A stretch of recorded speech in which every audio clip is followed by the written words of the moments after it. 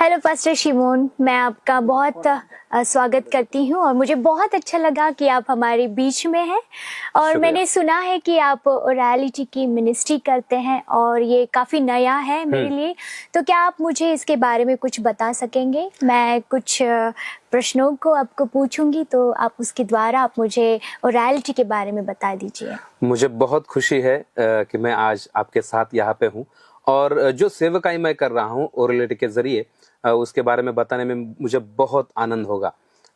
ओरलिटी जो है वो ओरलिटी हम देखते हैं कि लोग हमेशा सुन के सीखने में ज्यादा रुचि रखते हैं, या फिर ओरलिटी जो है वो ओरलिटी में हम देखते हैं कि लोगों को सीखने के लिए अलग अलग वहां पे माध्यम है, अलग अलग माध्यमों के जरिए लोग सीखते हैं।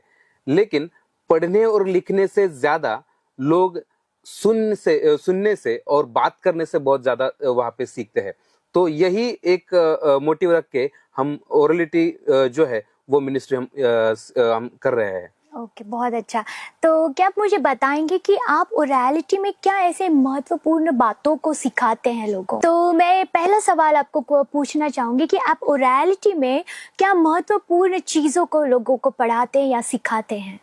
ओरलिटी में हम यहाँ पे नया नियम, पुराना नियम और उसके साथ साथ कहानियों के जरिए हम सुसमाचार कैसे लोगों को बता सकते हैं, कैसे लोगों को प्रभु यीशु मसीह जो है या फिर बाइबल जो है उसको हम अच्छी तरीके से कैसे उनको समझा सकते हैं, ये हम वहाँ पे करते हैं।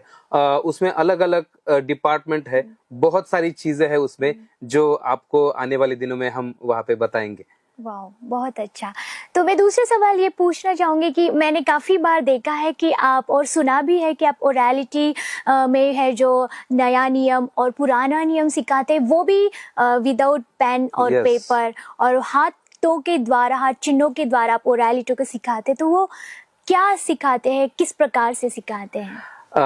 कैसा है कि हम जब ओरलिटी जो ट्रेनिंग लेते हैं, तब वो ओरलिटी ट्रेनिंग लेते समय हम एक सेंटेंस वहां पे बोलते हैं कि ये जो वर्कशॉप्स है वो पूरे तरीके से पेनलेस है। पेनलेस मतलब कैसे कि पेन, PEN पेन, ये भी वहां पे इस्तेमाल नहीं होता, और PAIN पेन, जो दर्द है वो भी वहां पे बैठ के नहीं होता, ताकि लोगों को अच्छी तरीके से वहां पे सीख सके। हम देखते हैं कि पुराना नियम जो है वो पढ़ने के लिए या फिर सीखने के लिए थोड़ी हमें दिक्कत होती है, परेशानी होती है, समझने में थोड़ा सा कठिनाई वहां पे हमें वहां पे दिखती है।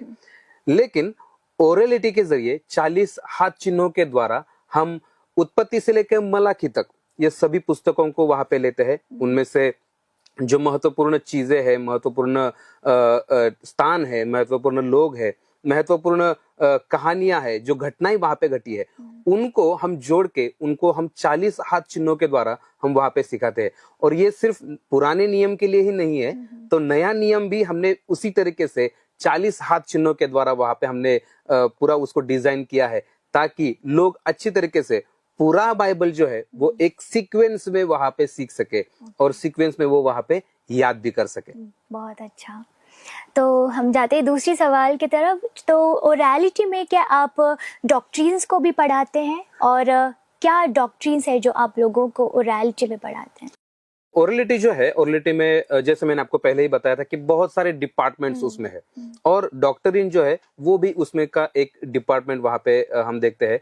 डॉक्टरिन जो है कि हम देखते हैं कि बहुत बार डॉक्टरिन सिर्फ कॉलेज में ही पढ़ाए जाते हैं, सेमिनारीज में ही पढ़ाए जाते हैं, और चर्चेस में या फिर मिनिस्ट्री करते समय डॉक्ट्रिन सिखाने के लिए उतना समय नहीं मिलता, या फिर सिखाते समय बहुत सारी दिक्कतें भी आती है, और जो सीखने वाले हैं उनको भी कभी कभी वो सीखने में बहुत कठिनाइयां होती है, समझने में कठिनाइयां होती है।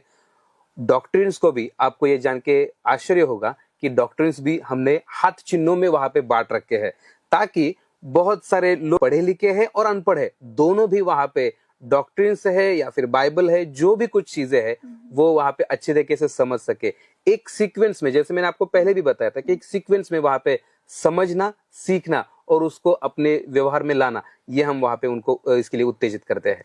बहुत अच्छा, ये मेरे लिए काफ़ी नया था। तो हम जाते हैं लास्ट वाले क्वेश्चन पे, वो ये है कि मैं हमेशा आपको देखा है काफ़ी आनंदित और काफ़ी मुस्कुरा के आप इस वर्क को करते, इस मिनिस्ट्री को करते हैं। तो आपको ऐसी कौन सी चीज़ है जो बहुत ज़्यादा उत्तेजित करती है आपको ये मिनिस्ट्री करने के लिए? मेरे मिनिस्ट्री में मुझे उत्तेजित करने वाली एक ही चीज है, ऑडियंस। ओके। क्योंकि जब कभी मैं वहां पे सामने जाता हूं तो बहुत सारे बार लोग ओरलिटी जो है, ओरलिटी को सीखते समय अलग अलग माइंडसेट लेके वहां पे आते हैं। लेकिन जब मैं सिखाता हूं तब वो भी आश्चर्यचकित होते हैं कि इस तरीके से भी हम सीख सकते हैं, समझ सकते हैं।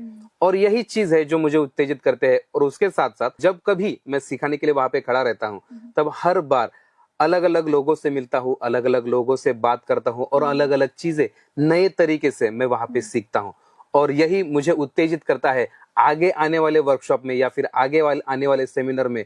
वहां पे मैं उसको बेहतर तरीके से वहां पे मैं उसको इस्तेमाल कर सकूं और अच्छे से और भी उत्साह से मैं वहां पे उसको प्रदर्शित कर सकूं। Wow, thank you so much pastor Shimon. काफ़ी ओरैलिटी के बारे में काफ़ी आपने जानबूझ मतलब बहुत सारा अच्छे से एक्सप्लेन किया और हमें बहुत सारी जानकारी उसके बारे में दी, इसलिए बहुत धन्यवाद करती हूँ। Thank you so much. शुक्रिया। मैं आशा करता हूँ कि आने वाले दिनों में और अच्छे तरीके से मैं आपको वहाँ पे ओरैलिटी के बारे में बता सकूं और सिखा सकूं। शुक्रिया। Thank you.